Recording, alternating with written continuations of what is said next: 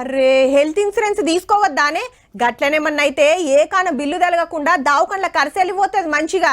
నేను తీసుకొనిగిన 4-5 ఏండ్లాయే. అబ్బా ఇన్సూరెన్స్ ఉండబట్టికే ఎంత నయమైంది.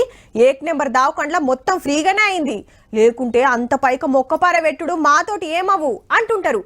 ఇయాల రేపు అందరు హెల్త్ ఇన్సూరెన్స్ తీసుకుంటాండ్రు. మళ్ళా ఇప్పుడు చూడబోయే వార్తగిన ఇన్సూరెన్స్ కు సంబంధించిందే కాకుంటే మొదలు మీ బండ్లకి ఇన్సూరెన్స్ ఉన్నదో లేదో చూసుకోర్రి. ఒకళ్ళ లేకుంటే జప్పున తీసుకోర్రి. ఎవరు అడుగుతారు అని లాపర్వ వేసిండ్రనుకో బండిలకు సమర్ రాదు సుమా. హౌ సెంటర్ వాళ్ళు కొత్త రూల్ తెస్తారు. కారుకైనా బైకుకైనా ఆటోకైనా లారీకైనా ఇన్సూరెన్స్ ఉండాల్సిందే. లేని బండ్లకు పెట్రోల్ పోయొద్దు డీజిల్ కొట్టొద్దనే కండిషన్ రాబోతుంది. టోల్ గేట్ల టికెట్ ఆన్లైన్ లో కట్టేతానికి ఫాస్టాగ్ పెట్టిరు కదా, అదిగిన పని చేయదట. అంతేకాదు లైసెన్స్ చేతికి రావాలన్నా ఇన్సూరెన్స్ కట్టాల్సిందే ఫస్ట్.